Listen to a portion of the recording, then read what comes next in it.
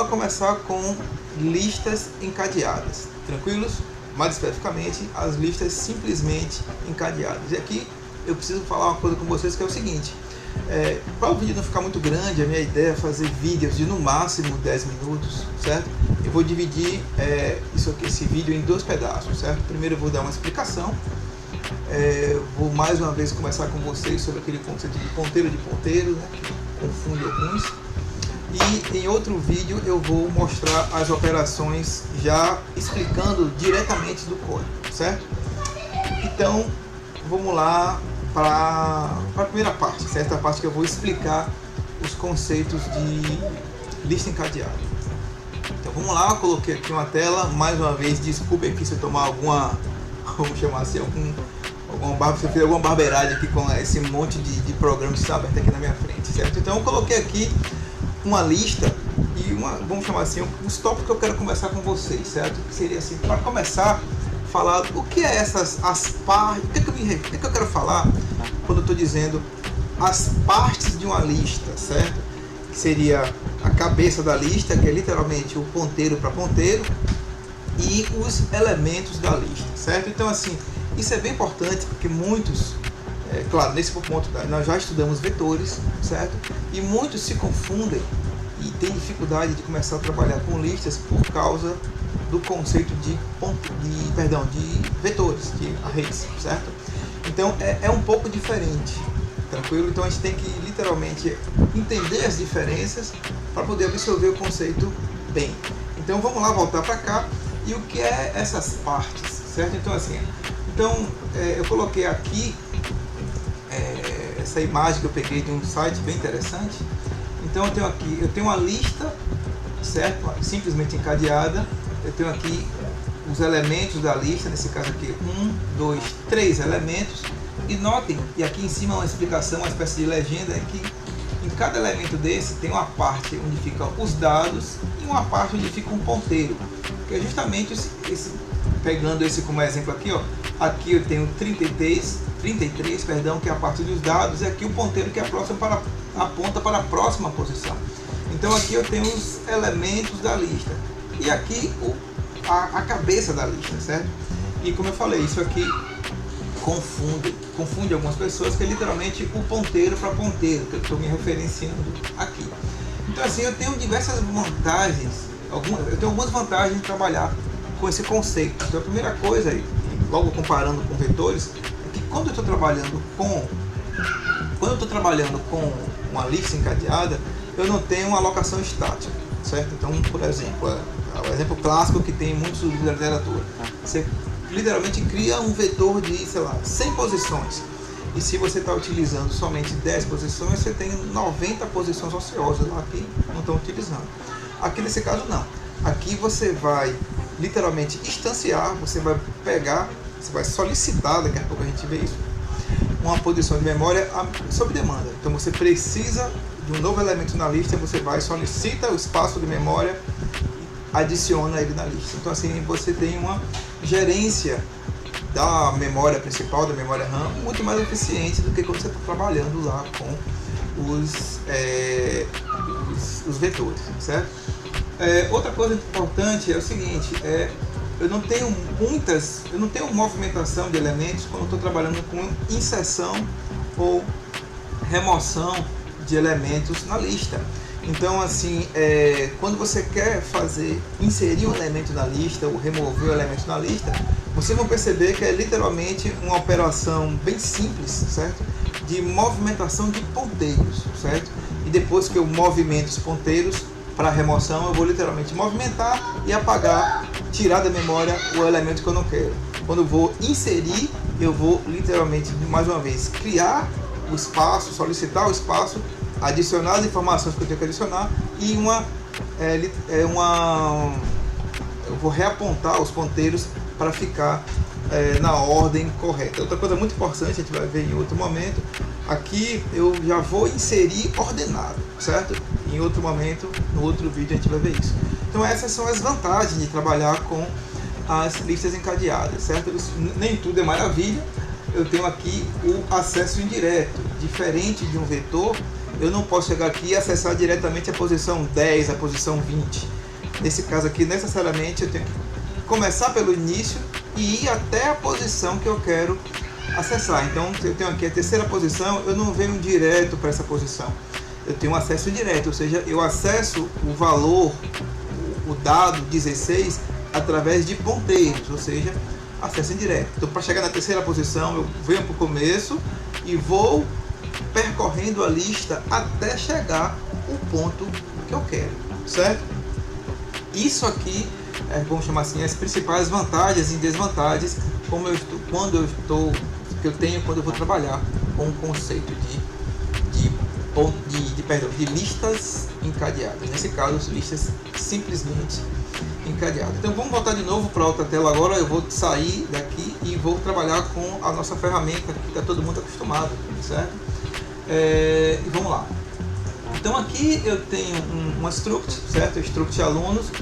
Note, eu coloquei um pouco mais, é a que a gente usa em sala de aula, certo? Eu poderia colocar menos dados, mas eu coloquei aqui tudo que a gente coloca em sala de aula, mais uma vez vai ficar, vamos chamar assim, bem próximo do que a gente já trabalhou, certo? Usar um código que nós já trabalhamos em sala de aula. Então eu tenho aqui struct aluno, matrícula, nome e 3 notas, perfeito?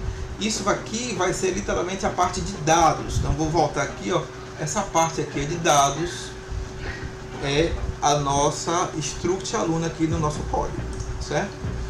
Então vamos lá, aí eu venho e crio uma outra struct, a struct elemento, certo?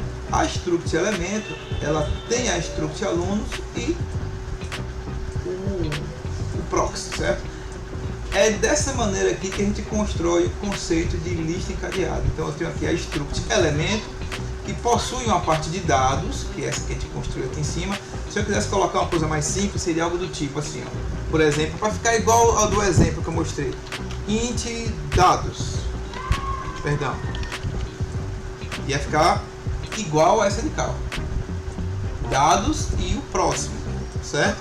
Ou seja, uma parte que guarda informação e o ponteiro para o próximo elemento. Note que é um ponteiro dela mesma, certo? Eu estou apontando com um elemento que é igual ao que eu estou trabalhando. Vou dar Ctrl Z aqui para voltar ao normal, mas só para deixar claro que isso aqui é a parte de dados ou informações que vamos trabalhar na nossa lista encadeada. E aqui duas coisas bem importantes. Note que eu tenho aqui, ó, eu estou criando o tipo lista e aqui criando o conceito de ponteiro para ponteiro.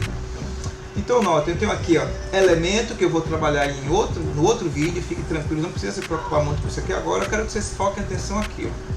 Note, eu estou criando um tipo de dado, certo? Chamado lista, que é um ponteiro de elemento, certo?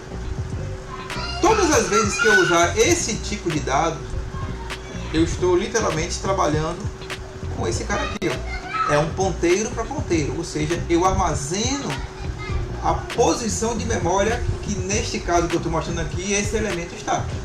Essa é a única diferença. Então, quando eu trabalho quando eu estou falando de ponteiro para ponteiro, eu estou armazenando a posição de memória que eu vou referenciar. É somente isso. E aqui no código, isso se traduz dessa forma. Deixa eu voltar aqui de novo para o dev. Então, mais uma vez, eu tenho aqui a parte de dados, eu criei aqui struct alunos. Como eu falei agora há pouco, eu poderia colocar uma estrutura mais simples. Então aqui as informações, e tenho aqui uma struct que é para ele próprio, ou seja, um ponteiro para o próprio elemento, para o próprio tipo, certo? E criei aqui um tipo chamado lista. Então lista é um tipo de dados que é o ponteiro para struct elemento. Toda vez que eu criar uma variável do tipo lista, eu estou criando um ponteiro para ponteiro. Então eu tenho aqui no código que a gente vai estudar no próximo vídeo diversas funções. Eu vou mostrar somente a primeira aqui, ó, que é criar lista. Então, como eu falei aqui, ó, quando eu disse, né, agora há pouco, nós vamos solicitar um espaço de memória. O que é isso? Vamos solicitar espaço de memória. É justamente isso que está aqui no código. Note, a minha função malloc, literalmente a abreviatura de Memory Allocation, eu estou solicitando ao sistema operacional, estou fazendo uma espécie de system call, certo? Me dê aí uma posição de memória deste tamanho, ó, size of Então, memory location, size of, lista. Me dê uma posição, um espaço de memória deste tamanho. Isso aqui é um cast, note que eu estou fazendo um cast para o tipo lista e coloca na variável li. Então, o que é que vai ter aqui? Essa função, ela retorna uma lista, certo? Então, o que é que ela vai retornar se houver espaço de memória, certo? Ou seja, eu faço essa solicitação e se for diferente de nulo, ou seja, existe espaço, eu retorno o ponteiro. Então, quando eu retornar isso aqui, o que é que eu vou ter? Eu vou ter isso aqui, ó. Só que eu vou ter somente o início da lista, certo? Vai ser uma lista vazia. O que é que eu estou querendo falar com isso? Deixa eu fazer uma divisão aqui. E agora começa a guerra, eu contra os desenhos, certo? Então seria algo do tipo, deixa eu me colocar aqui, ó, LI, Ctrl Z, deixa eu selecionar a ferramenta correta aqui, vamos lá, então aqui, ó, LI, acabei de criar LI aqui, ó, ficou ruim, não tem edição, todo mundo já sabe, é tudo na hora. Então vamos lá. Então acabei de criar LI, fazendo a comparação com esse exemplo aqui do lado, eu teria aqui, ó, LI e ó, a lista está vazia, ela está apontando para null. É literalmente isso aqui, ó, só que eu tenho somente essa parte. Aqui eu falei eu chamei de LI, comparando lá com o código fonte, e aqui está como início, mas eu não adicionei nenhum elemento aqui. Então note que a minha lista está vazia, certo? Eu queria começar dessa maneira. Eu vou postar daqui a pouco um outro vídeo que eu vou tratar exatamente de cada uma daquelas, todas não, né? A maioria daquelas funções, para que vocês tenham ideia de como é que eu verifico a quantidade de elementos que tem na lista, que eu verifico se a lista está vazia, que eu quero inserir na lista, inserir no começo, no final, inserir ordenado, tirar o elemento da lista. É isso que nós vamos ver no próximo vídeo, certo? Então, vamos lá, vou postar esse vídeo agora, daqui a alguns minutos tem um outro vídeo, certo? Até mais, tchau!